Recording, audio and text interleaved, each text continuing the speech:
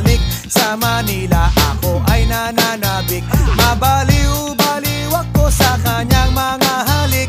Okay lang, di maiwasan na mamiss paminsan-minsan, pero pag kami nakita, aking panggigigilan. Di ko siya titigilan when she comes. Di ko siya titigilan when she comes. Di ko siya titigilan, di ko siya titigilan, di ko siya titigilan when she comes. Kay ganda ng aming samahan at walang nanlalamig, mas pa sa mag-asawa ang aming